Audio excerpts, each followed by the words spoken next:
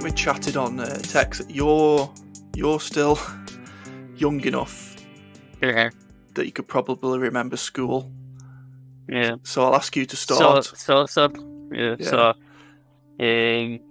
nursery, I said to you obviously before, I only done a year at nursery.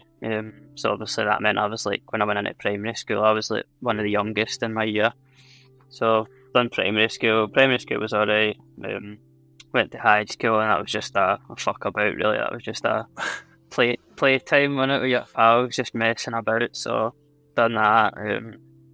Never liked it. The only thing that I actually liked was history for some reason. History and PE, obviously for the practical side of it. And then once I got to 15, as I said, obviously I was a bit younger than everyone, so I was a Christmas leaver in school. So once I got to 15... explain that one, because that I don't understand that. I don't know if you're at a certain age in your year, so obviously when I got to, I'd say it was 4th year, everyone else in my class or in my year could have left at the start of that year, but because I was younger, I had to wait till Christmas before I could leave. So I just had to wait. Is that like a legal thing? Like you were in that year so young. So what the fuck did you do when everyone else had left?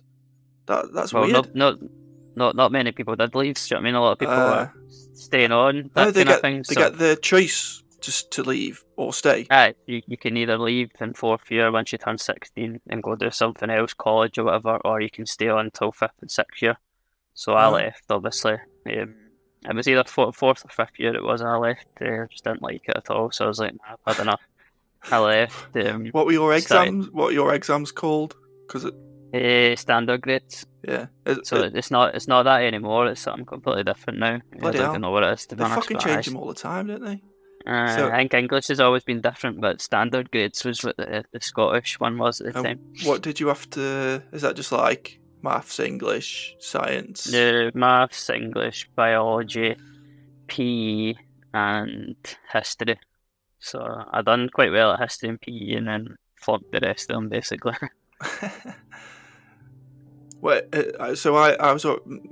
My school was a fuck up because I went to 3 different high schools, but I liked history as well. But I've got a feeling it might have been because of the teacher. I'm not sure, because I still like history now, but it might have just been naturally I liked history. Yeah. So you didn't like school? You were just like...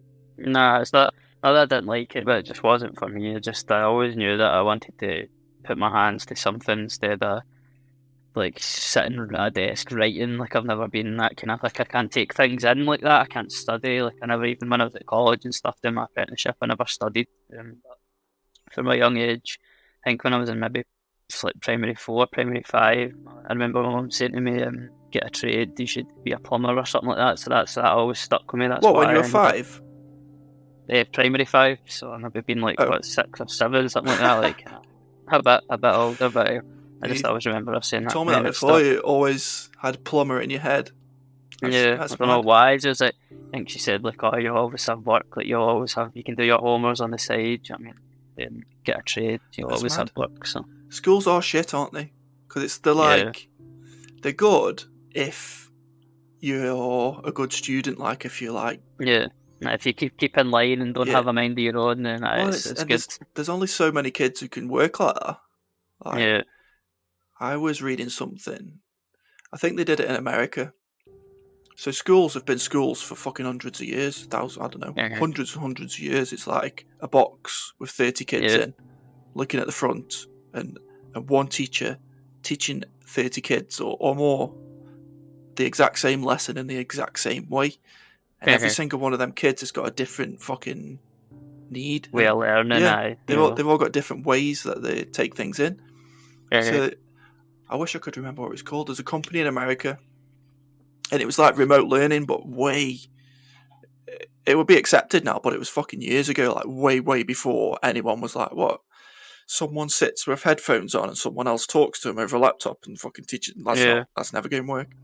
And what they did was, they got all these kids that couldn't, similar to you probably, not that you couldn't, but that's not the best way that you could learn. And they all had like tailored curriculums that were tailored to them. And the argument was like, you'll need too much staff. I'm going to look it up after this actually, because I haven't read about it for ages. But actually, they did it with less staff, because they ended up like they would speak to the kid on like a rolling basis, so one kid at a time.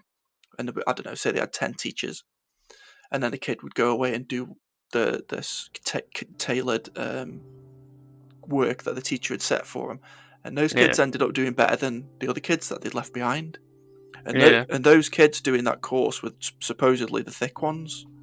Yeah, they weren't thick. They just couldn't fit in that environment. Yeah, there's so many, probably loads of kind of child geniuses that just don't get the chance to show it. You get the ones that get like scholarships to fancy schools and whatever. They're intelligent and it's great because they're intelligent kids, but they're comfortable in that environment as well. So then it's not like there's other kids who are equally or maybe even more intelligent. They don't get the chance because they're not able to operate in that kind of environment. Yeah, that's right or not. So okay, so you kind of always knew you wanted to be a plumber. Yeah. Didn't really like school. So I ended up going, when I left school, I done it was like I know you get like the kind of pre-apprenticeship courses. It wasn't anything like that where you like try your hand at each thing. It was an employability course, it was called. So basically you go to this course, they pay you like £50 a week. You get to do like a CV, so they kind of help you do your CV. You say kind of what you want to like do your work experience in, and then they'll get you a placement. So obviously I said plumbing, so my placement was with like it wasn't local, but it was maybe like 10-15 minutes away. This bathroom company, so that was where my placement was, which was obviously meant to be a 2-month trial, which ended up lasting 6 months for the company. They never even paid me a penny. So I'd done that for 6 months, and I was like, I was getting paid obviously off the college, so I was getting like the £50 a week from the college, and I managed to blag an extra £30 by saying I had to get a taxi to the workplace, but I didn't actually have to do that. I was getting picked up every day, so I was getting more than everyone else. I was getting £80 a week, and I'd done that for 6 months. Obviously, I was saying it was meant to be a 2-month trial, so basically I was just free labour to this guy. Like I was just an extra pair of hands that you never had to pay for. The full time I worked there never paid me a penny, and I had to work late and stuff. So if like the boys were working late, I was having to work till like 7 o'clock at night. Obviously not getting paid for it. You were 15? I was 15, just turned 16 in that kind of space of time. So you know the college bit of it? Was it actually college or just some kind of scheme where they give you £50 a week and send you to work? No, well, it was obviously I think it was like a government funded thing. So obviously they kind of need to get the results of people getting like full time employment or part time employment. So that's obviously what their motivation was, and then obviously your motivation was the £50 a week at that age anyway. So done that. Well, so there was money available. So this is fucking government and local council all over. So there's money available to train people. Yeah, I guess it was to train young people, and their way of ticking the boxes and making sure it get passed down to London to say, yeah, we've done this. Look how many people we've got on the fucking scheme. Yeah, to give you £50 a week, and then give you to a company to basically work for free. Yeah, and with no fucking. Was there a plan or like a something? Depending what kind of a lot of people were looking like. That's an easy way for someone that's maybe looking for an apprentice. It's an easy way for them to say, like, we'll take him on, and it gives them a chance to basically trial them without having any any commitments to them. Do you know what I mean? So they don't need to employ them. They can just kind of see how they work out, basically. But a lot of companies will probably take advantage of the free labour as well. Yeah, and that so my big thing, right? I think the government should get involved with all trades, local councils, governments, to do something similar to what you've just explained, but give them more than £50 a week. Yeah. So the trade, the sole trader or the small business doesn't have to take all the risk, because it is a risk taking a 16-year-old. You're gonna have to train them up, pay them the minimum wage, whatever that is, and for a sole trader to take that risk when he's probably only just earning enough for himself, Yeah. Government needs to get involved, similar to what you've just explained, but not just send them somewhere and pay them. Have a fucking plan and like a learning plan. So that person's like, yeah, I'm a mechanic, and you send me to this mechanic's because he thinks he might need an apprentice, but he can't afford one, so the council's going to cover the cost for a year or whatever. Yeah. But you're then relying on the bloke who they've sent you to being a good teacher, and he probably isn't. Highly likely that he's not going to be a good teacher if he's never taught anybody before. Yeah, never had anyone. So there needs to be like a plan from an authority or whoever. MVQs is the closest thing I can think of where they teach you like the fundamentals, the basics. I did a thing called basic engineering training, and it was just basically 12 months at college doing really basic shit like fucking machine a metal block and finish really basic stuff like on old machines, like do it like making tools by hand and things like that. But it was at the time I was like, what's this bollocks? It's like, why are we doing all this basic shit? But you were getting an understanding. You're never going to do it again like that in your life. Yeah. But you understood the basics, like the fundamentals of how that works, even if you never do. So yeah, it sounds like you got close to it. But then they just said, right, we'll give him 50 quid a week, and we'll send him to fucking whoever it is, and then you're hoping that that person is good, and you were just telling me that actually they weren't. Yeah, so well, tell me about the people that worked there were okay. So it was like a small family company, and obviously, like I say, he was just looking for free labour basically. So the full 6 months, if it was me and I took on a boy and he was working late and stuff for 6 months, you know what I mean, at the end of each month he maybe say like, you worked hard this month, there's like 50 quid, 100 quid, do you know what I mean, which is nothing to them. But the full 6 months I worked there, never got paid a penny, never offered to buy my lunch, never bought me a drink, never bought me anything. It actually made it hard for me to get to work and stuff like that as well. Like sometimes my dad, I never drove at the time, so like sometimes my dad would have to go and drop me off at jobs and stuff like that. I mean, just absolutely crazy stuff that you just wouldn't even expect. I think it was maybe 2-3 months in, he said to me, oh, you need to go and buy yourself a pair of boots and a pair of trousers. So I never even knew if I was going to get taken on by this company, and he's asking me to buy work gear and stuff. So after the kind of 6 months, I'd said to the college, I've had enough of this, like I'm going to leave. So I was going to finish the week there, because I didn't really think I was going to get taken on by them. And that week they already had a first year apprentice who was on the books with them. He left for another job, so I basically took his spot. That's how I got the apprenticeship. If it wasn't for that, I would have left and I would have went down another route or went to another company. Yeah.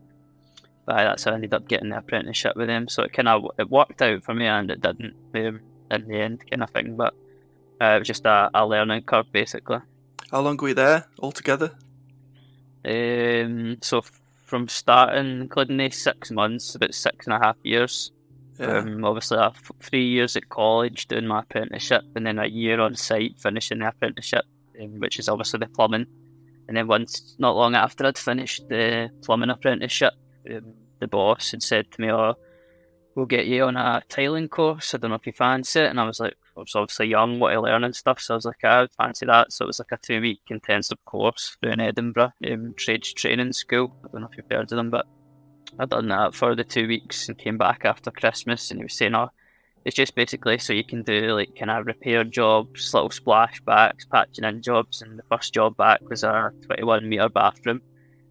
Obviously flung at the deep end, which again at the time you're thinking like, what the fuck, like why am I getting left with this? Which, because it was a high end bathroom company that we worked for, they sold all like Villeroy and Boch and all that kind of stuff, like high end stuff, and people were paying a very high price, and they've got some little 19-year-old going in and tiling a bathroom who's getting no experience at all. So I would love to see some of the jobs I've done back then, to be honest, and see what kind of state I left them in. But, I spoke to somebody else about that you were probably better than you think, because he was saying the same thing. Oh, I was shit. I was like, you're all too hard on yourself because you're all at such a level now. The guys that I speak to, you're at such a level now. You don't give yourself enough credit now. But then you think back and you'll say, I was shit then. I must have left a right mess. But where you were then, for what you were doing then, you're probably pretty good. It's just like, it's all relative, innit? You just, the only reason you're thinking back and saying it was shocking is because you've improved so much. But you're probably better than a hell of a lot of other people who were trying to do it at the time. And what you just said, so that trick of not giving a 15-year-old a fucking lift, whoever that is an arsehole. Because what the fuck does he expect you to do? You're his apprentice. I honestly, I hate people like that. So especially at that age, you're very very 15. vulnerable in a sense. Like you don't, you like just you do don't, anything. you can't really That's probably speak up for yourself. Yeah, exactly. You just do. You've got probably confident older blokes, and you're like, oh, I'll better do what he said and get to the job. It's worse in a family company as well, because there's nobody you can really turn to. It was like, so the boss and his wife, they kind of started the company, and then the two sons worked there. So one of them was like the supervisor, and the other one worked in like the kind of showroom side of things. He dealt with like the finance, the business side of things. So the supervisor was like the one who was I hated the most. He was an absolute prick. He's a kind of the bully. The dad, who was like the boss, he was a nasty one, but you didn't really see much of him. So like he turned nasty very, very easily. Threatened to give people P45s every other week and that. So he was a nasty bastard. It was all fear, all scaremongering basically. Yeah, it's old school. Old school tactics, into having you do exactly what they want and basically be a slave to them. Do you know what I mean? So that's exactly how it was. So I had similar to that, right? When I was an apprentice, I couldn't drive. I had to go to the union because I worked on a factory and say, can anybody give me a lift? Because there was thousands of people working on this factory. It's fucking highly likely someone's going my way. Yeah. So the union, no one wanted to give me a lift. And I was like, what the fuck? And he basically made someone give me a lift in the end. He cajoled him into giving me a lift. And he lived like across the road, like, I don't know, 5-minute walk from where I lived. Yeah. And he just left me, he gave me a lift to work and then just left me there, left me at work, like 40 miles away. And I had to stand around and wait for my mum or my dad to come and get me. And he never even mentioned it. That was just it. He wasn't giving me a lift anymore. Yeah. Because he didn't want to. And then, so if you fast forward about 30 years, no, say 25 years, I was in a post office and there was a lad in there. He's about 15, 16-year-old lad. Clearly been to work. He was in like dirty overalls and stuff. And the guy, he was like asking the guy in the shop if he could use his phone or something. And I thought he was like, because the guy he was having a go at him as if he was causing trouble or something. So I thought, I wonder what he's done. So I walked out the shop, not really knowing what was going on. And I was sitting in my car and he walked out and he looked a bit like lost. Yeah. So I wound the window down and I was like, what's up, mate? Like, what's gone on? I thought he'd been like fighting in the shop or something. And he's like, I work for this mechanic place somewhere, fixing diggers or something. And he says, I've worked over for my boss, and I usually get a lift with my dad. Like, my dad normally brings me home. But my dad's left early. I told my boss I'd work over, and my boss said he would give me a lift. But his boss didn't give him a fucking lift. His boss basically didn't go out of his way. So where he got dropped off was on his boss's way home. And that was the last place he could have turned and gone out of his way to take him home. So he just dropped him there. Yeah. And I was like, and he's like, I haven't got my phone because it's in my dad's car and my dad's fucked off home. So I'm asking this guy if I can use his phone to ring my dad. And I was like, mate, where do you live? So, and then I told him my story about being fucked about. I was like, don't work for that. He's an idiot. Leave as soon as you can. And the boss probably thinks he's still doing him a favour by dropping him where he dropped him. No, they believe their own lies, don't they? They're delusional. You get a lot of people, and it's quite a lot of people. So I'm not even putting words into people's mouths now. And they'll say, young people aren't cut out for XYZ. They're not cut out for it. And it might be true. Might be a softer generation for whatever reason. My generation's softer than the one before me, but we're better at other things. But it's also... I was a fucking idiot until I was about 30. Yeah. I was like useless. Early 20s, I was like fucking... my boss at the time could have sacked me multiple times and he just never did. So I always give anybody between 15 and 25 loads of slack, like just to give them a fucking chance, man. Yeah. And I think that's what it might be a little bit of, that they'll fuck up once or come across lazy once or twice maybe, and then because people haven't got time to like wait for it. Like, I haven't got time for you. You're too lazy. Like, you didn't turn up. You haven't got a car. You fucking do me head in. But I think maybe where I was, it was a bigger company and they could like deal with. Give me more leeway. Yeah, because I got a phone call for the same college that I went to last year. We were working on a big project and they phoned me and said, we've got a boy basically on one of the pre-apprentice courses. If you'd fancy taking him maybe one day a week and just showing him and stuff. So I said, aye, that's fine. So I went to his house, picked him up. He never said a word to me. I was like trying to speak to him and he was very, very quiet, which maybe he's shy or whatever. We got to the job. It was like a 3-story townhouse and he just disappeared. I thought he was going to come into the bathroom with me and see what I'm doing. I was tiling at the time. Thought he was coming into the bathroom with me. The guy just disappeared. I was like, where the fuck is he? So I was going about looking for him. Went into one of the rooms because it was like a building site at the time, the house. Went into one of the rooms. He's just sitting on his phone. I was like, do you know what? Come in and watch this. And he was like, aye. So he's come in and watching, and then he just disappears again. I was like, what the fuck? I said, I'm not going to get him a second time. So after the day was over, I dropped him off. I phoned the college. I was like, I'm not taking him back. Oh, you bastard. He's done. It's never been work. That's a problem in phones. Looking at phones and stuff. I did give him plenty of chances to come in and look. This is what I mean. You can't expect a sole trader to do it because it needs more. You might drop on and get like a really hard working, but if you'd imagine that, however old he was, he might be a wanker for all I know. I'm defending someone who might be fucking not worth defending, but let's just imagine he wasn't.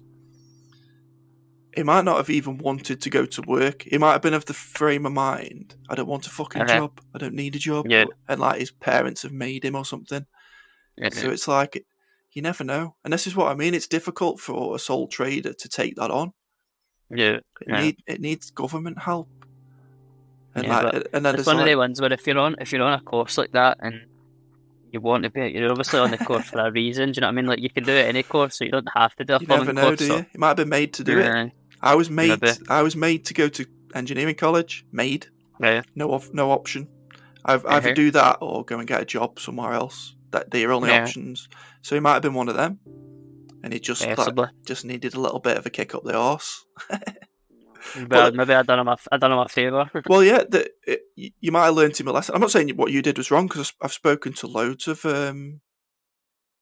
traders who've done the same thing. They're like, listen, I'll give him a few days and I just know he's not going to be right. I have to get rid of him. Yeah. And I don't blame him because they're not a big company. They can't eat an extra employee doing nothing. They just can't. Time is money. Yeah, exactly. They need him to earn something to make it worth their while. And that's what I mean. The government needs to get involved and fund it somehow. So it's not so much of a risk for the guy. Because the other thing is, he might be, let's say he's brilliant. That lad you had was brilliant. Yeah. You train him up really well. And you get on with him, whatever. As soon as he's good, the job that you do, he could easily just leave. Yeah. So it's like you've trained him up. It's like, what's in it for you? Well, that's that. In all seriousness, I had an apprentice for 6 months, and I got a grant for the government of $5,000. Then he fucking left after 6 months. I had to pay the $5,000 back in full because he'd left. Did they have to stay? Did they have to stay for a certain period? They need to finish their apprenticeship, so they need to do the full 4 years, and then that's basically means you don't need to pay the grant back. But he left, and I never heard them. I never heard the government for about 6 months, and they're like, we want that $5,000 back. I was like, hell. I think it's wrong how it works at the moment because you're basically lucky if you get a good one. You drop one. Yeah. And then he's lucky if you're good as well. And it's all, there's too much chance involved, and it's like, Yeah. there's like autistic people and hard-working people who get through and end up being good, but there's not enough. There's not enough tradesmen. Yeah. Or there's not Yeah. not just tradesmen, tradeswomen as well coming through, but there isn't enough. Yeah. And it's clear there isn't going to be enough. And it's Nah, like, it's few and far between, definitely. and it's like, I don't know. It's a tough one because, like you say, if they're going to sit on the phone, what the fuck do they expect? It's like, The thing is, when I was doing my apprenticeship, I just sat on my phone like basically the full first 3-4 years. I was just on my phone. I didn't really know much. I didn't learn much. I would say I'm mostly self-taught in majority of things I do. yeah, Because my tradesmen were always under pressure from the boss to get jobs done, to get it done as fast as possible. So they didn't have the time to sit and show me everything, show me some things, the basics and stuff. But the majority of stuff I know I basically learnt myself. yeah.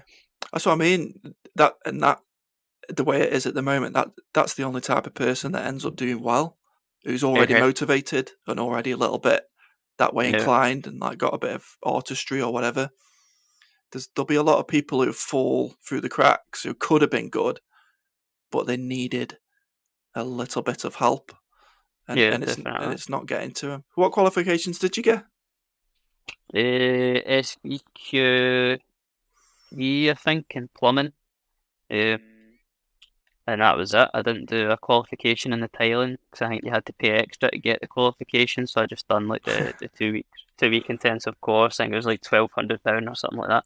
Yeah. Which was good. The course was good, but you really don't learn anything at all until you're on site doing it. Do you know what I mean? In an actual work environment, you're not really going to learn much. Yeah. It's funny, isn't it? Because the qualification literally means nothing, even if you get it. Fuck all. Yeah. Absolutely fuck all. Aye. It's wrong. Because then, why would you pay to get it? Because it doesn't mean anything. Because your advice, because it's true to someone coming up who's, let's say, you've got an apprentice plumber and he wants to do tiling. Your true advice, actual experience is you don't really need the qualification. Fuck it. I think the only thing the qualification's good for is if you're wanting to move abroad and you've got that, because obviously a lot of places abroad, America, Australia and stuff like that, they're all set on like qualifications. You know what I mean? So you can be prove the best tradesman in the world, but they wouldn't take you on because you're not got the qualification. You've got no proof other than your word. Yeah. But it's wrong because, like I say, that's that way again. You're relying on them doing their own research and being conscious, like doing it themselves. Not everyone will do that. Some people will, but there isn't enough. There isn't enough people like you and like Adrian, who I spoke to the other week. There isn't enough people like that. So it's like we're not going to have, and I'm not just talking tilers, I'm talking all trades. We're not going to have enough trades in the future. There isn't going to be enough of them. And it's crazy. Sites, a lot of site work has ruined a lot of people as well. Just because of how easy they get it. That's where my first apprentice, he left to go and work on sites, and it's just that it's an easy shift, isn't it? Do you know what I mean? You can get away with being on your phone, and there's not really any crazy deadlines to meet, and it's just basic stuff. Yeah. Even that you can drill that down to maybe not the authorities, but the house builders and the contractors. Yeah. Because they're allowing such shit quality to get through. They're not training people. They're allowing people to just stand around and do nothing. Yeah. And it's like, if everything was at the correct level, like the government training, the government support, the company pride in what they do, they're not bothered because it's all like, we don't really care as long as you put 500 houses on that fucking bit of land. As long as they get them up, that's all it gives. Why do we give a shit who's getting trained? We're not bothered. Yeah. We don't care we don't care if that brickie understands the fundamentals of fucking mortar. We don't care. Yeah. And then it shows. Then when you see all these videos of snagging, it shows that they don't care. They don't give a shit. There's never any repercussions for it. Do you know what I mean? You never really see it. Well, there is, but they'd rather pay the fines. Yeah. Because let's say out of 500 houses, 400 of them have got snags. Probably only 100 of the owners will have to follow it all through, all the fucking hoops that they have to jump through to get everything that's not right. Yeah. 300 out to 400. They probably need to wait longer to get moved in and stuff. They'll probably just want to get in. They just won't go through with it. Yeah. They just won't go through with it. They'll just live with it. And then maybe... There are companies now who what they fully do full time is just snags for house builders. Like, people who've started businesses just to do that. It's fucking mad. Yeah, there's loads of them on social media. Okay. That's where I see them all. Yeah. I don't know if anything ever comes of it, but it makes good fucking content. Yeah, some of the things you see are fucking crazy. It's horrendous. It's shocking. But I think, like I say, they drag it out for that long and make it that difficult for the owner to get a resolution that they either give up or it goes on for that long that they run out of warranty or whatever guarantee they get. Yeah. So it's like they probably get away with it most of the time, so they're not bothered. Yeah. No, they'll fix the ones that kick off the most. That's it. So I think site pay is really good as well. Obviously, in comparison to like domestic work, a lot of people get paid quite well on the sites, which is not obviously reflective of the work that they're doing. So, as a low-skilled person, so but they're never going to get the skills, are they? Because as we've just said, that's it. Exactly. That's it. They're walking into a fucking dead-end job. A lot of people are happy with that. They're happy to just show up to work, get their wage, and just go home. Yeah, and it's easy when you're young. If you said to a 16-year-old, "Look, work with me for, I don't know, I'll make some numbers up because I don't know what you pay them. Work with me for £100 a day for 5 years, and then in 5 years, or maybe even less. I've seen people get good in way less time than that. Yeah. And in 5 years' time, you'll be earning £300 a day or more, or maybe even running your own fucking crew." Yeah. They can't see that far in the future. They're only 16. Yeah. Very few 16-year-olds have got that kind of foresight. Or they can go on site with the mates, have a laugh and smoke weed, and get paid more. Fucking, where are they going to go? Obviously, they're going to change that up, shouldn't they? I think if it was me back then, I would do the same, to be honest. A lot of 16-year-olds would.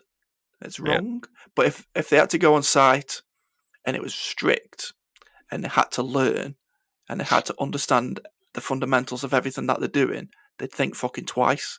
Because then they'd think, Jordan's sound and he's going to pay me to train him up to be as good as him. And it's like not that different. But it's so shit. Like the difference is so fucking ridiculous that it's easy for him to do that thing.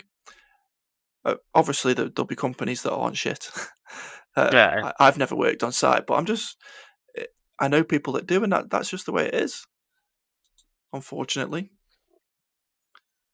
So when I've speaking to you for a year or so, 18 months or something. Yeah.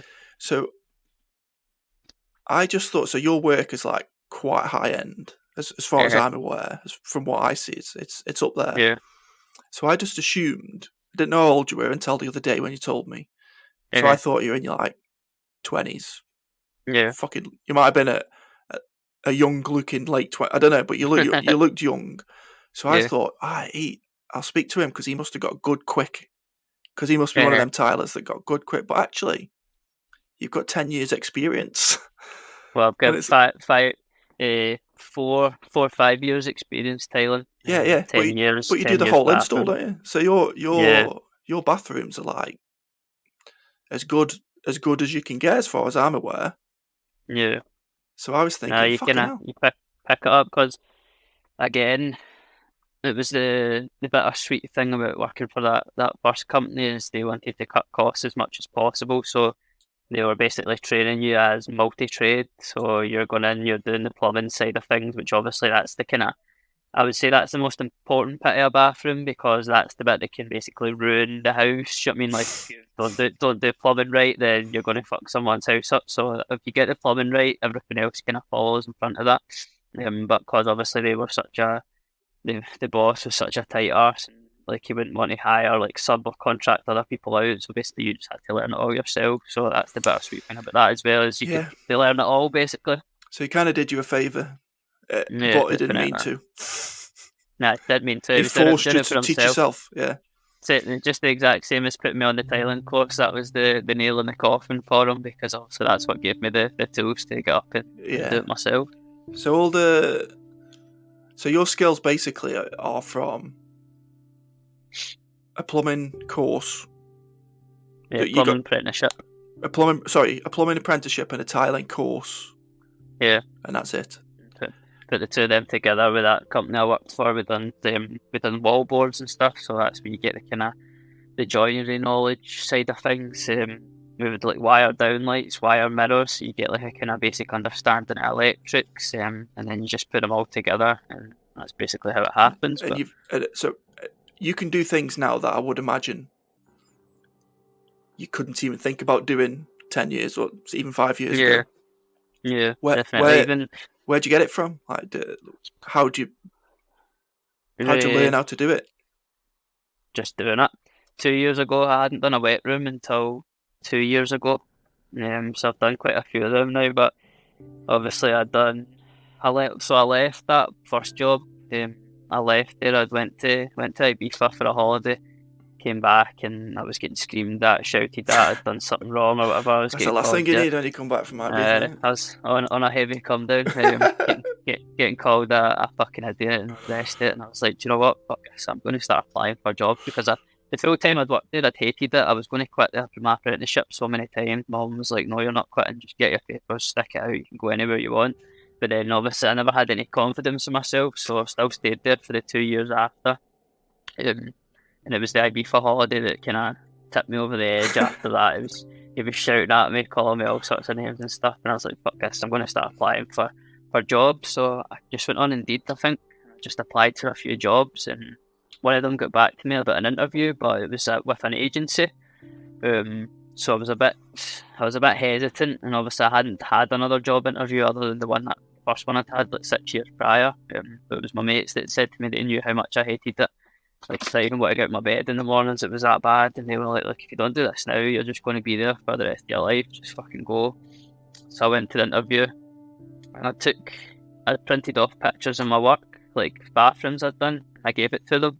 They were obviously really impressed by this, because they were like, they'd done a lot of council work and stuff like that, so they had probably not the best tradesmen coming through either, and a lot of idiots that they had to fire and stuff like that, so I'd obviously showed them that, and they were impressed, and basically got back to me the next week and they were like, can you start Monday? I was like, aye, that's fine. Obviously you need to give your boss 2 weeks notice, but because it was him, I was like, fuck, I do not care about this cunt. Never seen a contract, I'd never fucking had anything like that, and I felt like I didn't owe him anything, so handed my notice in on the Thursday night and then started with this new company on the Monday.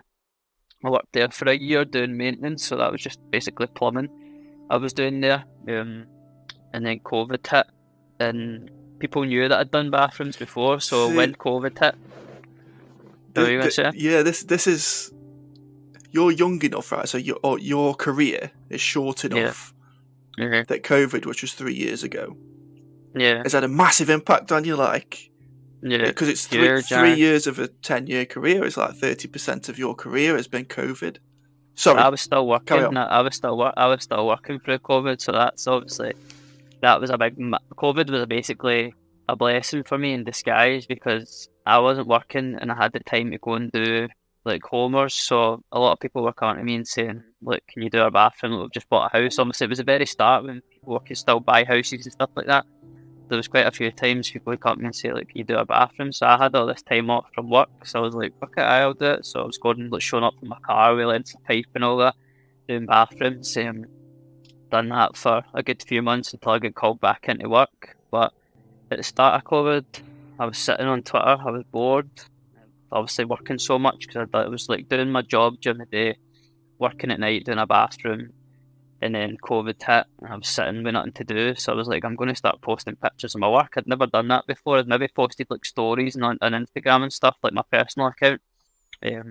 So I started posting these pictures on Twitter, and it was before and afters, and that's what got people's attention, was like seeing the bathroom before, it was absolutely fucked, and then obviously the nice new bathroom, which at the time they were nice bathrooms, but not anywhere near the standard what we're doing now.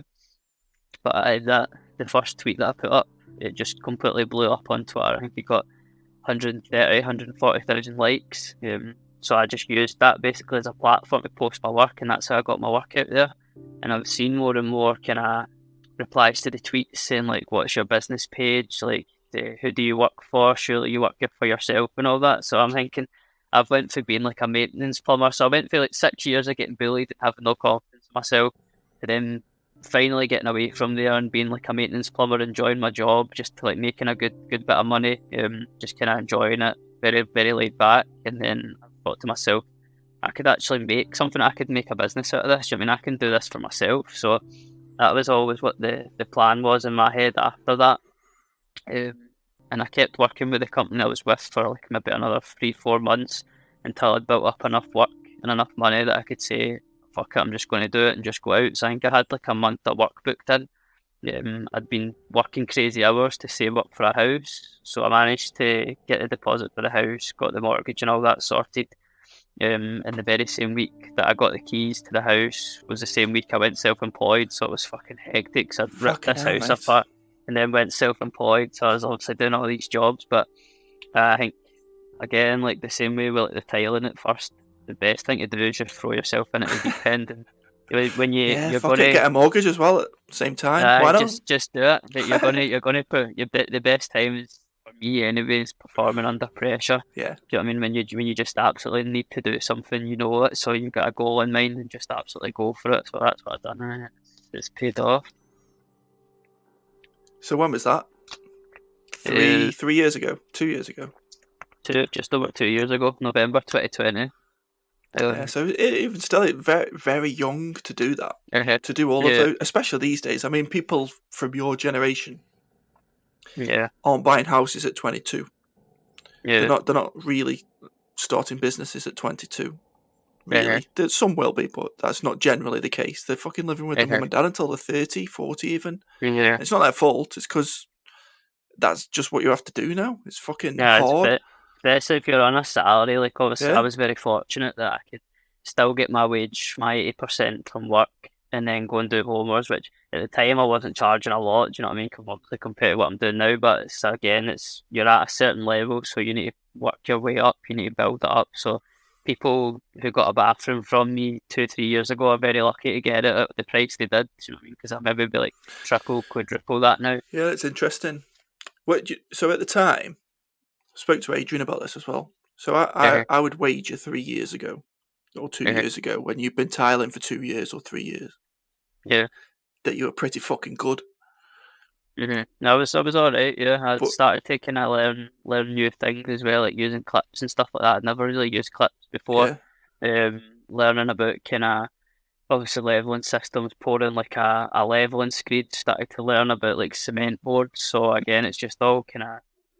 But the first company I worked for doing tiling, they didn't know it. They were priming with PVA, tiling on tiles. You know what I mean? So you kind of, when you start doing it for yourself, you want to do a better job, so you build up a better knowledge of the job. That's what I mean about knowing the fundamentals. Even if new products come out, because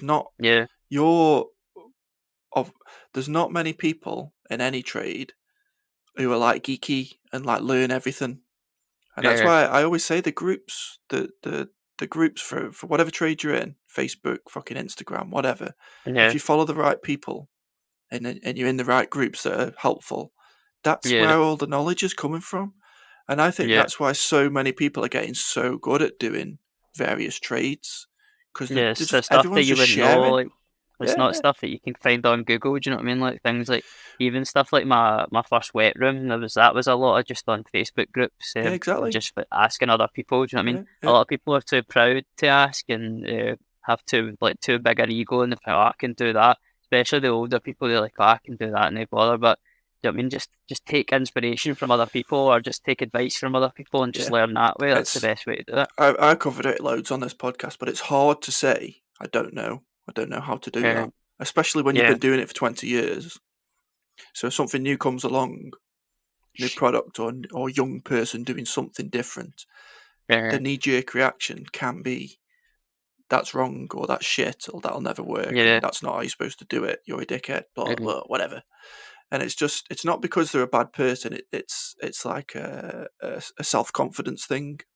One of the ones that's I find funny, because people who tile the floor first and then do the walls, I've always done the walls first and then do the floor. But you'll have people like commenting on your post saying, why have you tiled the walls first? You're not meant to do that. Like, what difference does it make? Genuinely, like, what difference does that make? Like, it's just the way someone does it, and there's no wrong way to tile a bathroom. Do you know what I mean? Like, There's a if it's million ways floors to or do wall first. anything. Yeah, there's a million ways to do Exactly. things. Aye. That's what I mean. Yeah. But there's no school. There's no once you've done your training, and there was no real training to begin with. So it's like the social media. I think it's actually getting better. It's getting better. And a lot of people don't like TikTok, but TikTok, I think, is one of the reasons why it's getting better. Because of the way the algorithm is pretty fucking good at showing you what you want. And people kind of, they see the same things and end up having conversations. And there's a lot of toxic stuff on there, but if you're in the right place, and the same goes for Facebook groups. Facebooks are fucking awful, but the Facebook groups are really good. Yeah. And I was reading something the other day that people have even stopped Googling things. So, like, they might go to YouTube and say, how do you fix a leaking pipe or whatever the fuck they're looking at. But people don't really even do that anymore. So they used to be able to Google how to do something. But what they're doing now is they're joining groups. Unfortunately for some of the professionals, some of the groups are like DIY on a budget and things like that. slip through the things. But what they're doing is they're going to... So the professionals are going to the professional groups, and they know there's a few thousand people in there who are they're like-minded, and they might have been through... They might have even had the exact same scenario as what you're experiencing. Awkward customer or broken... Something's broken. So they know they're going to get an answer that's like correct. Yeah. Whereas if they Googled it, they might be searching for 30 different answers. So I was reading something the other day where people are doing that. They're not really Googling stuff as much. There's obviously still lots of things that people do Google, but when it comes to things like that, they're going into the groups or the TikTok person who they follow. So that someone might follow you on TikTok. They might ask you a question. And I've seen you do this before, that they'll comment, ask a question, and then you potentially reply to them with a video as if you're talking to them. Fucking happy days. Sometimes that's where you get the most views and the most that's where people find you, is for things like that. Yeah. So and even the Google searches that people are doing, they type in, I don't know, how to make a soup, whatever, but then they're putting Reddit at the end because they know they'll end up in a Reddit group with people who do that thing. Reddit, so it's like, it's just really interesting to me to see how social media's, it's massive. So it got big, it got huge, and the way that it's getting bigger is by being smaller. So lots and lots of little small communities, which is fucking brilliant to me, because even people, I'll ask you about this later on, but people your age and younger, and my kids who are 8 and 7 and 4, forgot their age. They're going to be living online, and a lot of people already do. And to someone really old or who didn't grow up with the internet, that's like what? You need to take the fucking phone off them. Don't get them off the computer. And you're like, you can't, because that's their life. It's part of their way of living. They're going to be living. It might not even be a phone or a pad or whatever, but their job and their social life and most of their life is going to be based on screens and not really being with people. So it's a tricky one. I'm pretty relaxed with my kids about it, but my missus isn't as relaxed as I am, because I'm like, leave them. You hear so many horror stories that you don't know who's speaking to them or what apps they're on, or like some of the apps that are maybe safe, and there's like someone talking to them through the phone and all that. It's fucking mental. It's tricky. That's all you get from schools, which is good, but I'm not convinced schools understand that what kids are going to have to do in the future. Because the only real feedback we get from schools about social media and the internet is, this is dangerous. And that's good, because it's true, and you have to be careful. But I'm like, okay, so you tell them about all the dangers, great, because you should. Are you actually teaching them how they can use this good things to make money in the future? Yeah, I'm not convinced that they are. Because even computer games, like, obviously, if he's going to sit watching fucking TikToks of stupid things, I'll take it off him. I've got like an app that monitors him. But even playing games, you can legitimately make money from playing computer games. A lot of money. So it's like, do we limit him of that even? Because if he's into it and he's enjoying it and it's not damaging, like if it looks decent enough game to me, why not? What's the problem? Do you know what I mean? Nah, it's a dangerous place. It's also a good place. You're old enough that you've never not seen the internet. No, you've never. First time I was on was maybe 6 or 7. First time we got a computer. Yeah. And then my first phone, that obviously didn't have the internet or anything on it. That was just like a flip phone, one of the ones. So you just got in there. I was just before that era, I think. But you've never. So as a teenager, 12 and up, you've never not known social media, surely. Yeah. You've always had some kind of social media. MSN and Bebo back in the day. That was my first kind of. So Bebo, I know of it, but that I'm old enough that completely passed me by. Right. I'm too old for it. Yeah. I was always too old for it. I saw MySpace. So I did MySpace is probably you're too young. It's passed you by. Yeah.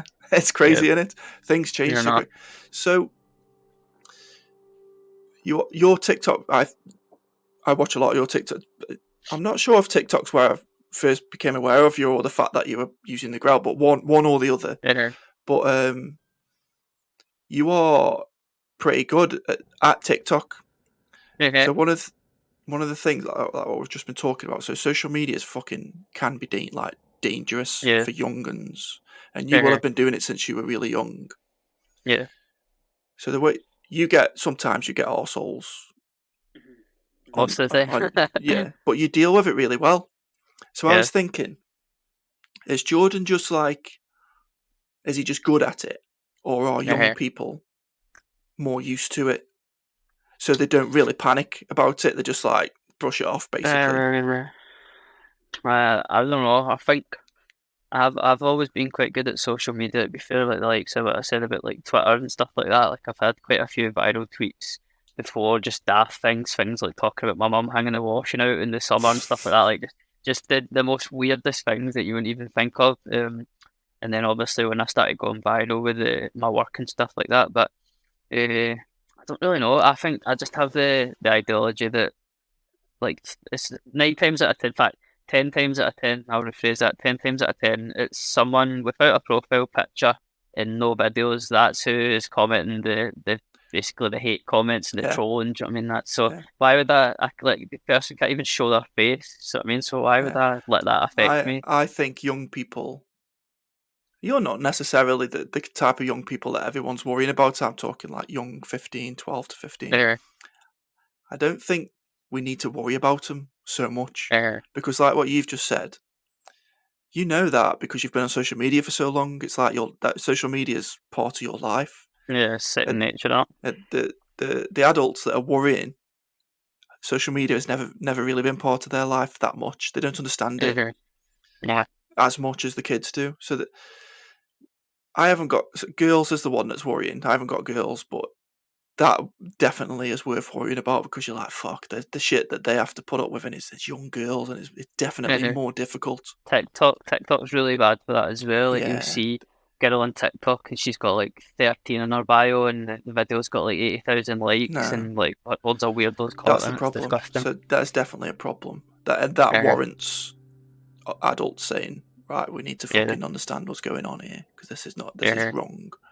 But I think that side, which is definitely you need to be careful with young girls especially, but obviously young boys as well. I mean, I don't just give my 7-year-old access to every fucking app going. I just don't, because things like that can happen. They're only 7, but I'm pretty relaxed on him actually using technology and social media, not so much, but technology in general. Yeah, whatever. That's going to be his life in the future. But yeah, I look at your stuff and I think and there's a few like you, you're younger, pretty savvy with. Yeah. I don't even think you realise how savvy you are with it. I don't think I'm savvy with TikTok. You are though.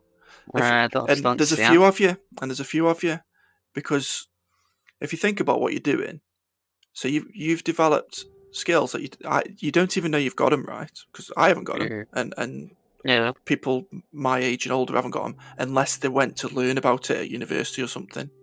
So what you're doing is you're filming stuff for starters. So you instinctively know this will look good, blah blah blah.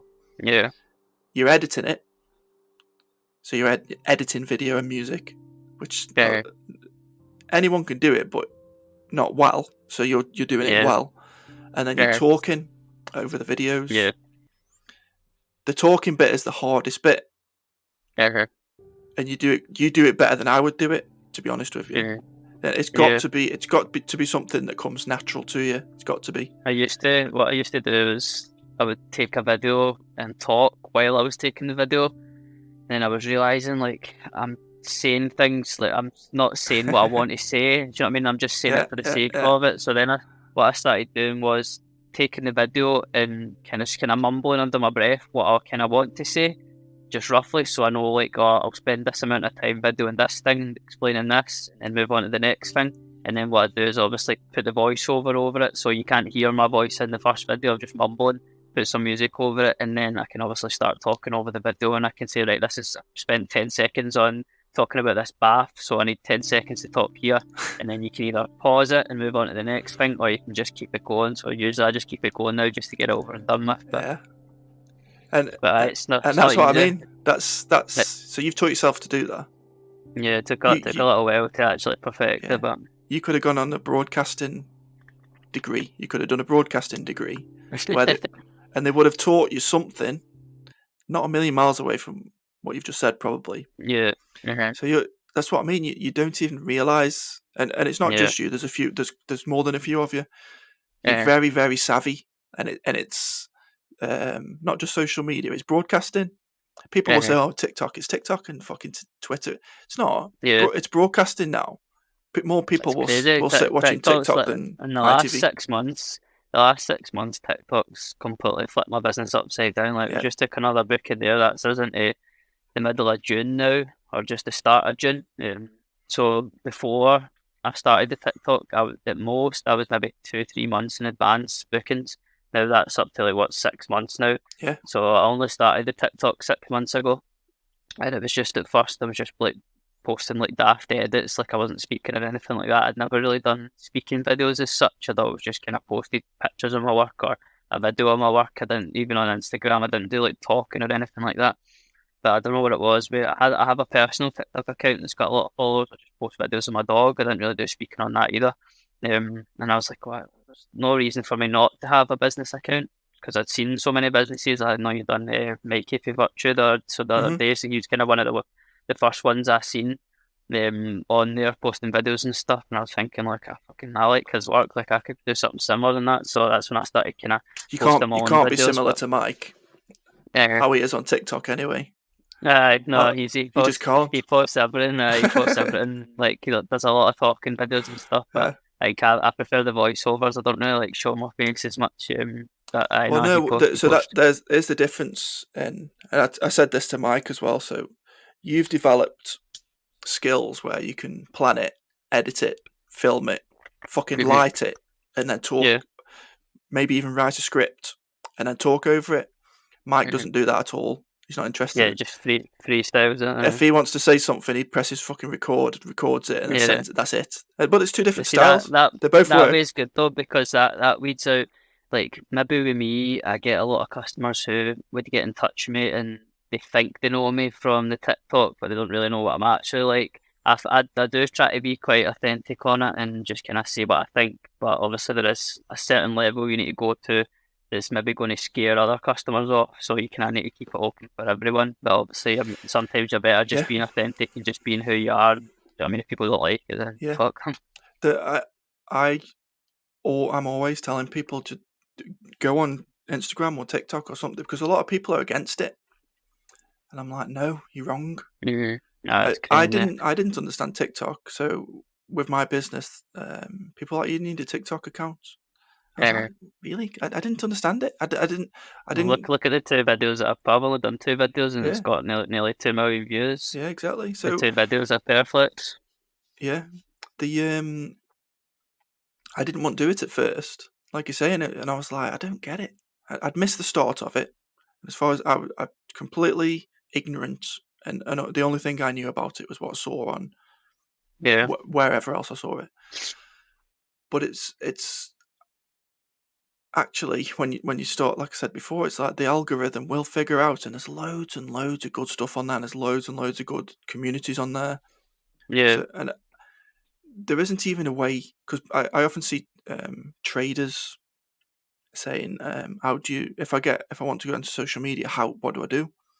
And it's difficult. I suppose you could show them the technicals of it to say, right, this is where your fucking camera is on your phone for starters, because some people genuinely don't know what to do. But then when it comes to recording and like the style of doing it, there isn't one. You need to just do your own. Yeah, Don't try that's what people like you for. Do you know what I mean? Instead of copying there is someone else. no style to do stuff. It's like, don't try and copy off Jordan. Don't try and copy off Matt, because you won't be able to. You'll be able to film things like they do, but the way that they come across, you're never going to do it.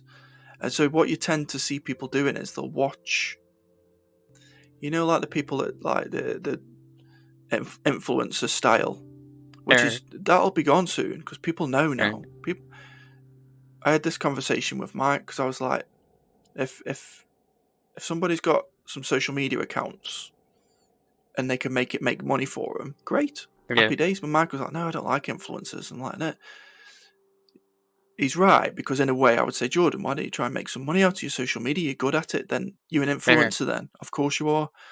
But the ones I'm talking about are the ones who only want to be an influencer. That's all they want to do.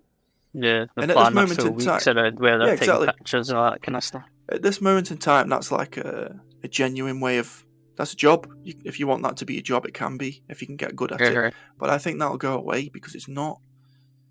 People know it's not genuine, and all the adverts that you see on TikTok now for buy this and look at this, they'll go away, because people will stop watching them. Yeah.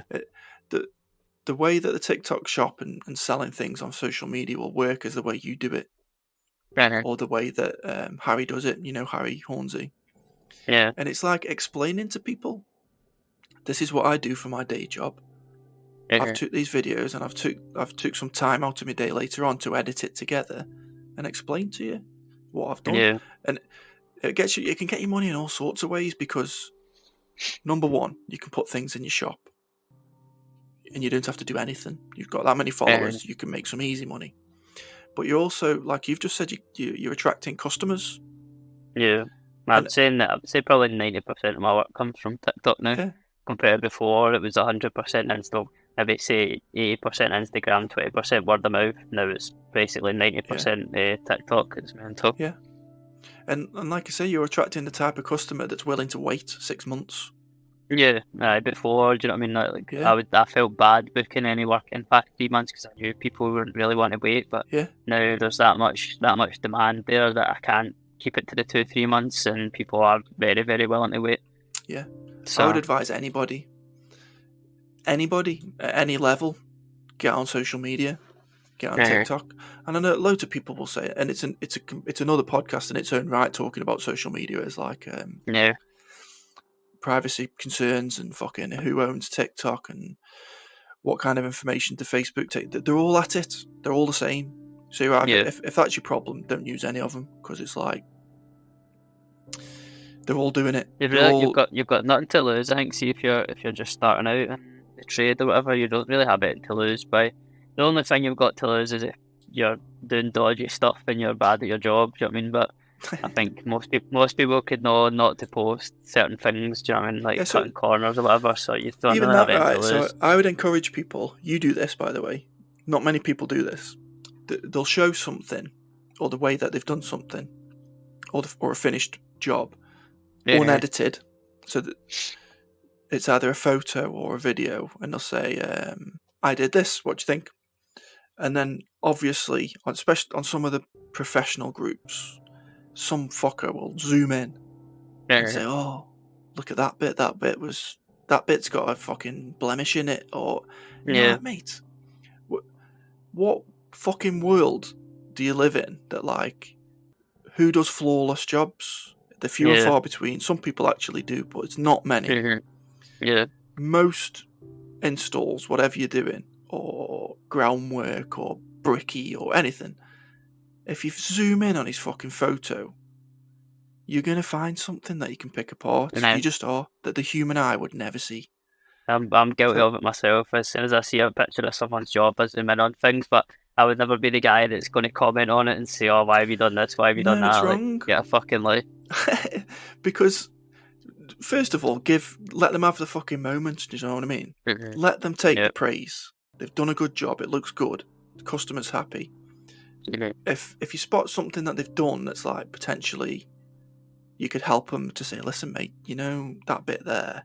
Just send him a message. Constructive criticism is always good. Send him a message, and he might even know, and he might reply and say, "Yeah, we know. We're not going to do that next time." And it's like, it just pisses me off because what people are worried then about posting their own work. Because if it doesn't look flawless, they're worried that it's going to get picked apart. As if the person picking it apart never made a fucking mistake or never had a blemish in their work. And it's like that. And the response might be to, like, you spotted an error, and the tiler or the builder or the fucking plumber or the kitchen fitter might say, "Yeah, we knew that. We had word with the customer, they're happy with it, or we might go back and fix it in a few weeks." But it's like that, it puts people off who might need the help. And they just let people have the moment, man. Honestly, it does my fucking head in when people start picking away at other people. It's just fucking wrong. Yeah, definitely. So social media wise, while we're on it, so you're young enough to potentially know other social media things, like like we just touched on Bebo. Yeah, I knew about it, but I never used it. I was too old. It just wasn't. So, is there anything else now that isn't TikTok, that isn't Instagram, and that isn't Facebook that's worth looking at? And actually, even if I went on there, I'd be the fucking oldest person there, probably anyway. Well, I would stand behind Twitter, obviously, because that's what basically, Twitter would basically help me. You wouldn't think it, and even now, I still post like my good jobs, the ones I like really like, or has like a really dramatic transformation. I'll still post them on Twitter, and they're still getting thousands of likes. I still get like 7,000-8,000 likes on just kind of the nice jobs, but it's because I've built up a following on there. So I think before I first posted, like my first kind of ever jobs that I posted, I had maybe like 2,000 or 3,000 followers. So I've managed to build that up to like 15,000 now. And it's like a solid people who follow me because they want to see my work, basically. Nothing other than that. So they don't want to listen to me talk shite all day. But no, Twitter is a very good platform. The only thing with Twitter is it's not like kind of TikTok, where you're going to get the algorithm. It's just by pure luck or chance that maybe one of your potential clients sees. Nah, trust me, mate. There's a fucking algorithm on Twitter. I guarantee you. Exactly. Yes, I guarantee probably more so now. But back when I first started posting, it was all just a case of like who retweeted it or who'd liked it and showing up in other people's feeds. The big thing with I completely disregarded Twitter as a place for trades. Honestly, until you've just said it, I never even thought it would be worth it. So yeah, that's useful to know. I might even start posting. That's still the reason I'm sitting speaking to you right now. It's the fact I posted a job on Twitter 3 years ago, and that's obviously made me go self-employed. That's crazy. Yeah, so Twitter's algorithm, I think, until very recently, it was always like, this is what I read anyway. It was always geared towards creating division. Make sure these people argue. Keep people commenting and keep people arguing. Do you know what I mean? It's still like that even now. It's so many people argue on Twitter. There's so much trolling and stuff on there as well. Nearly as bad as TikTok. Nothing's quite as bad as TikTok, but it's TikTok's pretty bad. The best and the worst of everything, I think. It's brilliant. Yeah. Honestly, I look at TikTok and I think if you're in the right places, like if you're following the right people and talking in their comment section, it's a nice place to be. It's nice. Yeah. Generally, if you start, obviously, if you start if you find an argument and you're like, oh, this is fucking brilliant, I'll get involved. The algorithm is going to find you another one. Yeah. Because it's very good at giving people what will keep them engaged. Maybe I'm just a bit soft. I like reading people being nice to each other, so that's what it shows being nice. We all an argument. Yeah. As soon as you watch a video and you know there's going to be some troll comments, I go straight to the comments just to see them. Well, it's not. I'll probably read it, but I won't reply to anyone to say you're a dickhead or whatever. Yeah. So it's hard for me to find those things. And to be honest, if I know, if I can see a video and think this is going to be a shit show in the comments, I'll probably just give it a miss. You'll find plenty in my comments anyway. I don't actually. When I look at yours, do I read many of the comments for yours though? Well, I'll flick through and see if you've replied to anyone to see if there's another video that you've like just some like pearls of wisdom. I tend to I can't hold back for the troll comments. Like a lot of people just ignore the troll comment. Ignore the troll comments and reply to the people who are being sound, whereas I'm the opposite. Like, I need to reply to the trolls, and obviously I do obviously acknowledge people who are being sound as well. Do you know what I mean? It goes a long way. But the troll comments sometimes. You're a good person though, so for most people, the advice should be don't engage with them because that's what they're after. Okay. But you're a good one to engage with them because you're good for other people to see how you deal with them because you don't get involved in an argument with them. You'll just I don't know. A little bit of sarcasm, just brush it off. Yeah.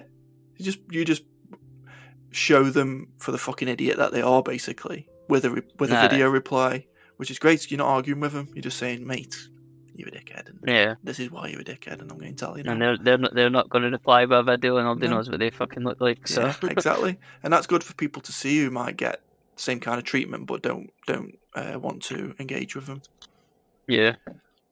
So you say you booked 6 months in advance, more or less? We're up to into June now. I just booked a big job today. This came up recently in one of your TikToks.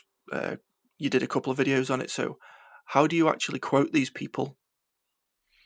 So from initial contact, if it's either email, I'm really, really bad at getting back to people. So if any of the clients are listening to this right now, I'm really, really sorry. But I'm really bad at getting back to people. Especially, so I've got a work phone, I've got Instagram, and I've got my website that if you fill out an inquiry form, that'll send it to my email. So I get a lot of inquiries through it. A lot of people phone me, leave voicemails and stuff. The phone's probably either the worst or the best one to get me on because you could phone me and I could speak to you, and then I'll reply in my head, and then that's it. I don't fucking get back to you. But it's not deliberate. You know what I mean? I'm just so busy. It's not like other companies where they've got someone doing the admin, they can kind of focus on doing the work and then maybe get back to us. Feel like I just need to do everything all the time. So, people either phone me. The phone's the best one, I would say, for getting an initial conversation out, me and kind of discussing options and stuff. So I always ask, first question I always ask is, when do you want, or where are you located? When do you want the work done? Because a lot of people aren't willing to wait. Do you know what I mean? There's no point in wasting any more time with the conversation with they saying, oh, we need it done next week. And you're like, not going to work. So there's that. I'll ask them about styles, keeping the layout the same or changing the layout. And then the most important one, obviously, is the budget. So usually I would have been about 7,000 last year. Somewhere between 7.5 is about the average. Upwards from that, if it's obviously going to be like a higher spec job or a bigger job. So I'd say now this year, with the price increases in materials and stuff, I never put my prices up for a long time. I've maybe like the full last year, leading up to like the last few months. So maybe basically 9 months of last year, I never put my prices up. And I felt the hit of it. Do you know what I mean? Things were getting very tight on jobs. I wasn't really making much money. Do you know what I mean? I was pretty much just breaking even every month. Obviously, you've got debts and stuff to pay, business debts. So this year, I've not even so much put the prices up. Like, my labour price hasn't increased, but I've just quoting the jobs how I think it's going to go. So, like, say if I think a job's going to take me 9 days to do, I'm quoting for 9 days. Whereas before, I would look at the final figure and go, nobody's going to pay that, so I would take like a day or two labour off. So now I'm just quoting the way that I should have been quoting from the start. Do you know what I mean? So and then obviously once they're happy and everything kind of works out budget wise and all that kind of stuff, then I'll go out to the house and I'll measure up in person. Like, obviously that's the only way you can kind of get an accurate, obviously quote drawn up is if you go out to the house. So that's what I do, and then just take it through there. So yeah, you're giving them an estimate over the phone. Well, I just say I don't really give them an estimate as such. I just say like the average jobs we do are about 8,000, and if they say, "Oh, that's kind of roughly where we're at," that's kind of roughly what we're looking to spend, then obviously I know it's going to be worth my time going out.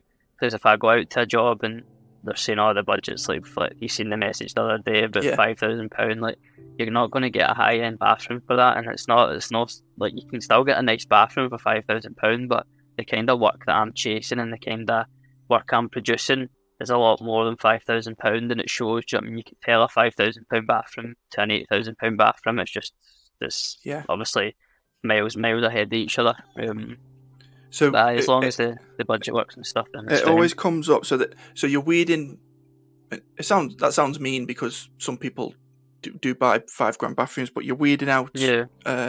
It's filtering. Filtering's maybe a better word to say that. You're filtering out the ones, because there's companies who will be able to give you a nice bathroom for £5,000 if that's what your budget is. There's different levels in there. You're just same as Mike the other week. He's starting at a level where he's calling it low to mid range, and I'm like, that's fucking high end. To me, some of his mid range stuff is like kind of with the higher end stuff that we do. You know what I mean? But he's honest with it. He's like, look, it's £10,000 thereabouts, and that's our cheapest price for a standard bathroom. Yeah, that's just what we do because the materials that he's using and whatever cost he needs to cover. I don't know what it is, but I think with England as well, you're maybe talking like an extra £1,000 or two, just average. You know what I mean? Like as soon as you go into an English postcode, the price jumps up for some reason. I don't know if it's higher cost of living or whatever, but I think Scotland, unless you're working in like the West End of Glasgow or like in Edinburgh city centre or something like that, do you know what I mean? You know, it's always a wee bit lower. Yeah. It came up, and it's come up a few times, whether or not you should charge for a quote. I know that's the discussion I was having on my video as well. Like a lot of people don't appreciate your time. Do you know what I mean? That I went out to hundreds of quotes and they've just not got back to me, and I don't take it personally. Do you know what I mean? But it's one of the things that plays in the back of your mind. Like, why could you not just message and say, like, thank you for coming out, but we're not going ahead with you? Because a lot of people have messaged me that as well, and you appreciate it more than obviously just not getting back to you at all. Yeah, it's a nightmare. I've seen people say I charge for quotes and that's it. And I think in London, a lot of people in London charge for quotes because obviously you need to pay for like congestion charges and parking and all that kind of stuff. It's mental. So I think in London, a lot of people charge for quotes, but they would get you out if you had to charge for quotes here. I don't think. I don't know if somebody started doing it. It only takes a few people to start doing it, and I completely agree because how someone explained, I think it was Kyle who explained it to me the best. It's like, listen, it's 3 hours minimum. Yeah. It's 3 hours of my time minimum, and that's time, and then I have to drive to and fuel, and then I have to chase like all the It's like, how is that free? How is that free? No, that's just. People just think that's just part of, like, I got quite a good few comments on that video the other day when I was talking about it, saying that's part and parcel of being self-employed, but like, why should it be? Do you know what I mean? Part and parcel of being self-employed is you should be getting paid for your time, not fucking doing it free. I think, so you filter out customers, but customers filter out trades as well, so they can get a few quotes, that's absolutely fine, but I wouldn't have an issue with paying someone, say, £50. So if I got a quote from you and a quote from somewhere, and I had to pay 3 people £50, and then someone comes and quotes for free, but the value that you're offering, because let's say we ended up going with you, and you're offering, listen, I do everything, and you explain all the value that you offer, and you show up.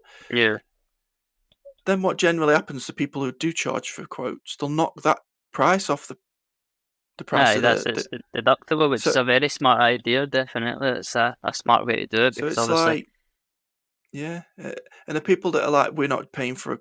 So what I'm saying is, if a few of you start charging for quotes, it won't take long for a few others to do it, and then a few others to do it. Yeah, actually, I had a phone call this morning, and a woman asking if I could quote her for a downstairs toilet, and one of the things she said, one of the first things she said was, "I'm not getting anyone else out. We want you to do it." I mean, so like that goes a long way as well. People are Yeah. obviously seeing the videos, and like obviously they know that Oh that's yeah. how like I operate. So You're proving the value. You're proving the yeah, value that you can offer to them, and they know. And it's social media that's proven it to some people who don't actually know you.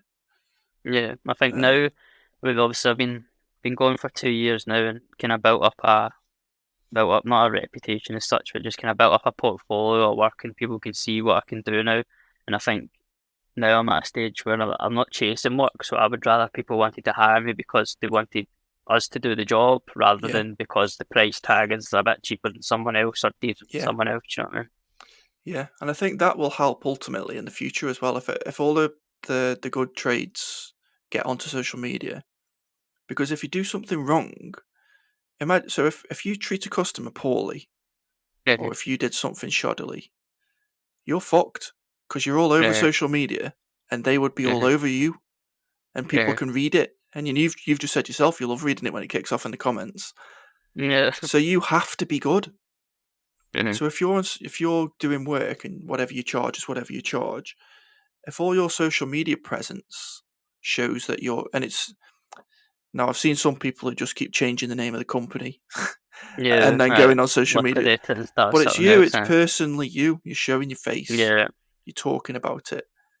no, there's not That scary. that they're the best reviews you could possibly get. Loads of Yeah, people giving you praise.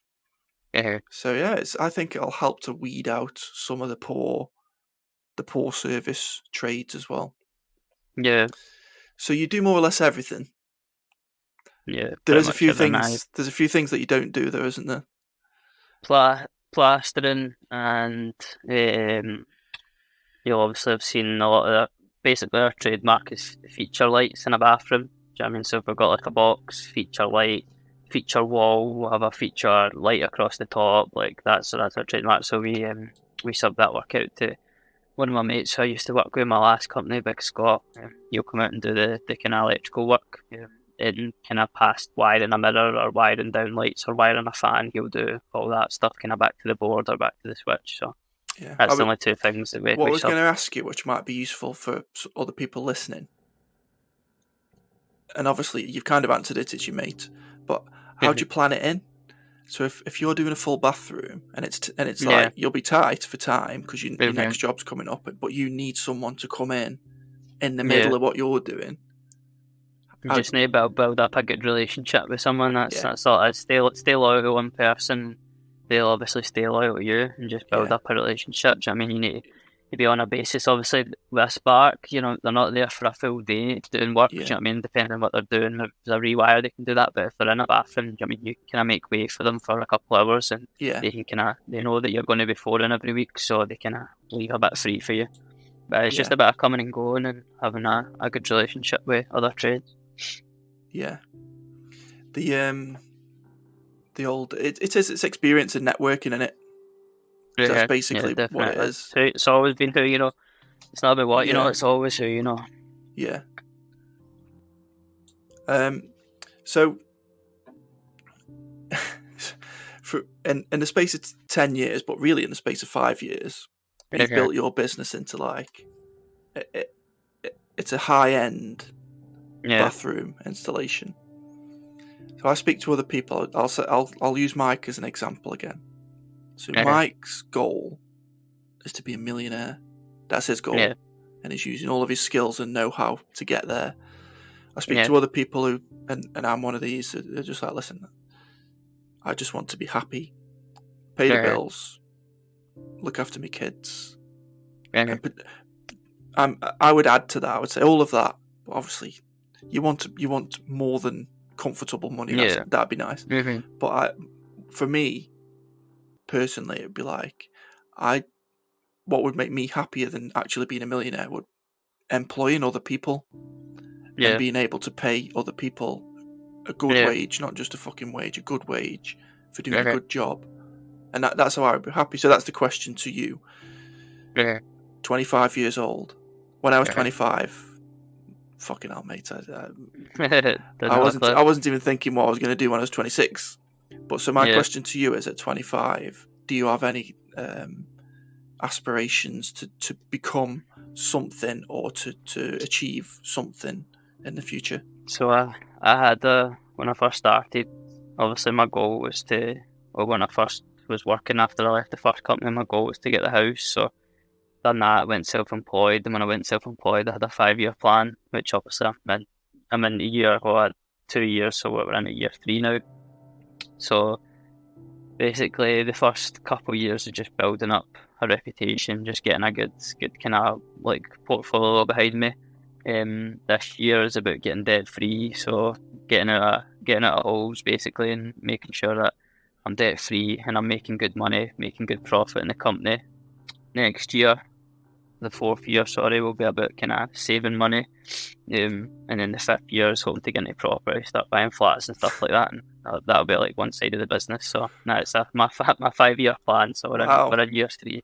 And we're on track. So you certainly got your head fucking way more screwed on than a lot of 25-year-olds. Way more. What about even further than that? What do you think? Further than that, so all these things that you've just said, it's really difficult to know. The fact that you've given me 5 years is fucking brilliant. Not a lot of people can do that. But all the things that you've just said, it's still you as a kind of a sole trader. Do you not think about getting away from actually doing stuff and just becoming the boss? Well, I do have a bathroom fitter that works with me, Gary, so I employ him full time, and then we've got an apprentice, Lewis, as well, who's employed full time. So there's 3 of us in the company. I think, like, I worked with Gary at the first job, so I was Gary's apprentice, and we worked at the first company. So I've always worked with Gary, other than that year that I left the company. And then he left the company as well, and he came to work with me. So I've always done that. I think because I know how Gary works and how he knows how I work, basically, I trust him. I don't think there's really many people who aren't out doing it themselves already that I could trust to come in. So I think maybe down the line, possibly another apprentice. Obviously, the one I've got just now, Lewis, he's about a year and a half in just now, so he'll be going into his 2nd year, the middle of this year. So hopefully train him up, and then when he's at a certain level, bring in another apprentice. So then that'll be basically 2 teams of 2, and do it that way. I don't really see myself coming off the tools as such anytime soon. I would always kind of want to be hands-on in the business. I think I would get very, very bored very easily if I was off the tools. So I think that's probably the long-term plan, would be maybe even get a showroom at some point, kind of divvy up between being on the tools and being in the showroom, but that'll be years away from that anyway. I think that's just kind of... So I speak to loads of people, loads of trades. The past few episodes, actually, I've asked a similar kind of question. And every single one that I speak to, I can see it in you. They could easily run a big business, but they don't want to. They'll say that I'll never get off the tools. I like it, and I'm like, ah. Yeah. But it's just the way I look at things differently to that person, obviously, because I can see what they're doing, and they don't even realise what they're doing half the time. They're actually doing all these things, running a business, customer service, fucking editing video, all the things that we've just discussed that you did. They do loads of things, and they don't give themselves enough credit for it. And then when I say to them, do you think you'll ever be the boss and employ 20 people? They say, no, I'll never get off the tools. Yeah. And it's like, wow, it's a different mentality. In my line of work, I think if we were doing, I think if I was to do that, it would need to be going back down to you couldn't advertise as a high-end bathroom company because you're going to lose the quality if you're employing that many people and you're not hands-on in every single job. I think you're going to start to lose some of the quality. So you'd maybe just need to go back down to kind of mid-range, have teams for the mid-range, teams for the high. It really shows, right, why the best guys are the best guys. And this is 3-4 podcasts in a row, and somebody else who I spoke to yesterday that wasn't a podcast said exactly the same thing. And they're all the best of the best, right? Yeah. The way my brain works, I would say, right, so Jordan let's say it's someone else. Let's just say this guy's a top fucking the best. And the way I would see him, I was like, what you need to do is build a process where you train people up. They go through your system, and then you make them the best of the best, and then they work for you, and then you've got 20 lads that are the best of the best, and you do nothing. And like the longer I go on, like you would probably thinking now, they're thinking, I would never not be on the tools. Like, what are you even on about? It's like, I think the idea of being off the tools is better than actually being off the tools. Then you get the other ones. And these are the ones. So it says a lot, right, for the people who are the best. So the ones who I generally speak to, who are the best, don't want to get off the tools. And then you get the other companies, and you see them on Facebook. They do fucking marketing, and they'll do your bathroom for $3,000 or whatever. The person that you speak to, who arranges all of that, isn't who does never the work, been on the tools. Or he may have been years ago, and he doesn't even know the person who's doing your bathroom, because they'll fucking advertise it and sub it out. So it says a lot for the way my mentality versus the guy that actually is the best at doing what he does. I'm probably wrong, because I would say, well, you should build a school and train people and make people like you, but it doesn't work like that. Like, he's the best for a reason. A company like mine, my name's on the company. Yeah, exactly. Concept. Yeah. So my name's on the company, and I think, like, no matter what, no matter how good someone is, they're not going to put 100% into someone else's company. Do you know what I mean? They're always going to hold back a bit, unless that's how I was like. Like, I never put 100% in anything I done before I started up the business. Well, it's not yours, is it? You're right. And it's like when you see companies, so bosses at companies will say, I can't find the right people, or I can't, because they're not. And you're like, who did I see talking about this? I can't even remember, but it's like, well, they're not going to be like you, are they?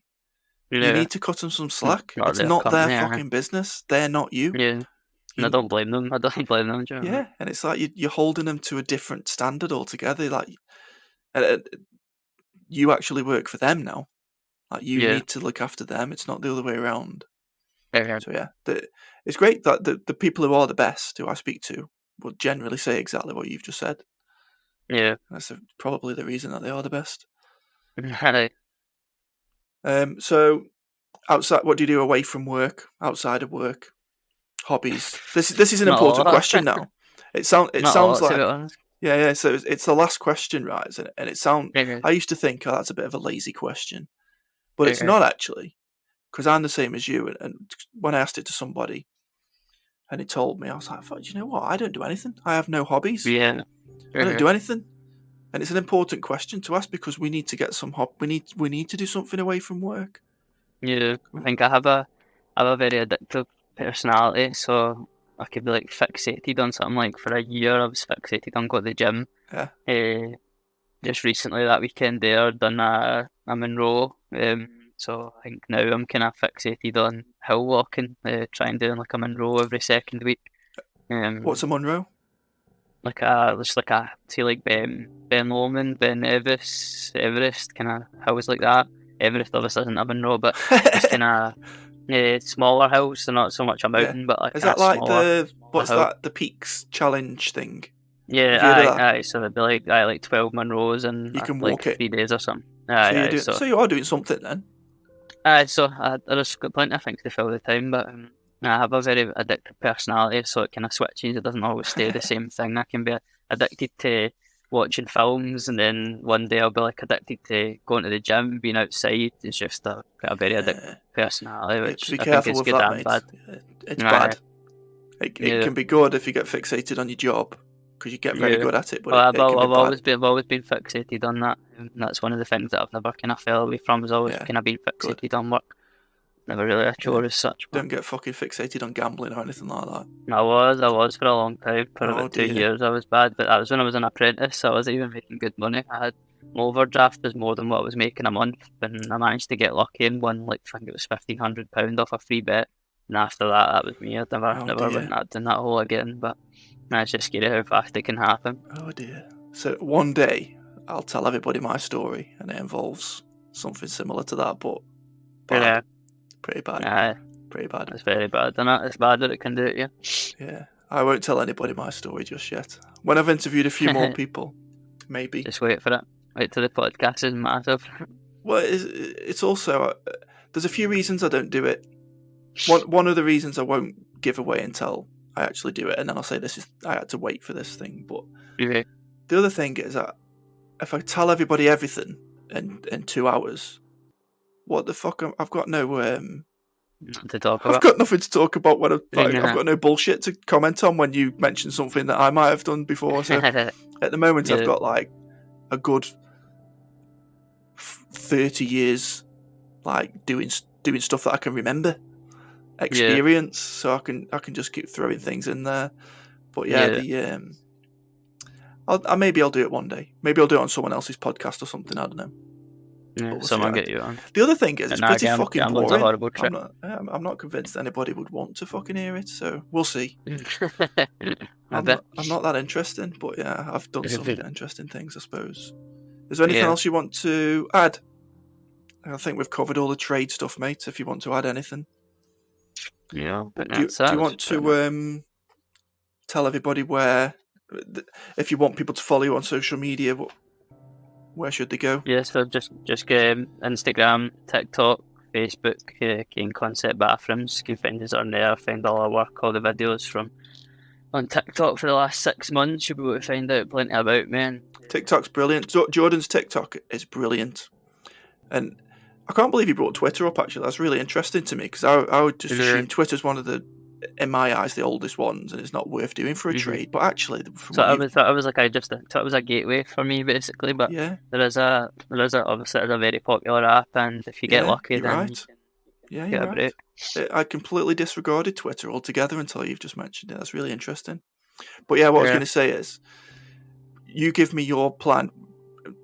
For someone your age, that's fucking amazing to me. For you even to have done what you've done and have another 5-year plan on top of it, that's unreal, to be honest. Yeah. But I genuinely think that, and I don't know what it'll be, and it won't be any of the things that you've just given me in your 5-year plan, that there's something else for you. And it's like, obviously, you've just said you don't want to get off the tools in the future, but there's so many things that you're doing. You're comfortable talking. Yeah. You're still very young. You're very savvy at you could get really good. I don't know what it'll be, but what I do know is that you could do something really interesting in the future. I just don't know what it is, and it won't. And it's not tiling. Trust me. It might be tiling related. Tiling's not that interesting anyway. Well, no, you've kind of nailed tiling. That's what I mean. Yeah. You can do that now, and you might always do it, and you might always do bathrooms. But there's something. There's definitely a lot more in. And one of the reasons is because you're so fucking young. Yeah. Like you've done what a lot of people take into the 50s to achieve. You're doing high-end bathrooms, earning good money, employing other people. But like I say, it's the fact that you're so young and you're so savvy with social media, which I'm not in the slightest able to edit things and talk very well. There's something else in it for you, mate, trust me. I just don't know what it is. I think a lot of it is just seeing other people's reactions, because you can be confident in yourself, but when people are giving you that ego boost and when people are liking your posts and comments and love your work and all that, even now I get young boys messaging me asking me about I want to have a career change, how would I go about it? I see people when I'm out saying, "Oh, you're the boy from TikTok, I'm an apprentice plumber, I love your work and stuff." Do you know what I mean? All that kind of stuff. It just adds to not to your ego, but your confidence. Well, you need to be careful. Well, first of all, that's brilliant that young lads are asking you, because you're the best person for them to ask. You're the most relatable person to them, because if they are someone my age, I might be kinder than someone else, but I'm not relatable at all to them. I can fucking relate to a 16, 17-year-old. You almost can. And actually, you're not going to fill them with bullshit, because you had that attitude you've taught yourself. So you can say to them, listen, it's not fucking easy. Yeah. I know you see social media, and they're probably really good at social media, but they have to do the hard work as well, and you're going to tell them that. Whereas they might go and be an apprentice with and this isn't a slight on anyone, by the way, but let's say they go and be a 50-year-old's apprentice, and I'm closer to 50 than I am to you, so that's like I'm slagging myself off, basically. Yeah. And then they get the phone out, and because you're someone they look up to, and they might get the phone out for whatever reason. It might be inappropriate, but then they're told you can't get your phone out, and then after one day, the guy's like, "Fuck this, I can't be dealing with him getting his phone out. Fuck him off." And so it's brilliant that they've got someone like you to ask, and you can give them some advice to say, "Listen, fuck your phone for a little bit, learn the fundamentals, and then come back to your phone later on. Do your phone in your own time." Whatever. Yeah, it's brilliant, mate. There's you could, like, I don't know. There's something else in it there for you, and it might be training other people. I don't know. It might be charging to show other people how to do something, or making money from social media somehow. But there's something there other than your 5-year plan. I'm convinced of it. Yeah, hopefully. See what happens. Definitely, mate. Thank you very much. I appreciate it. No worries. Thanks for having me. For anyone listening, it's been a lot longer than what you can hear because we crashed twice, haven't we? So I appreciate it, mate. It stayed on this long. Yeah. Very good. Thank you very much. Cheers, mate. Right. Nice one, mate. Cheers. Bye, everybody. Bye-bye.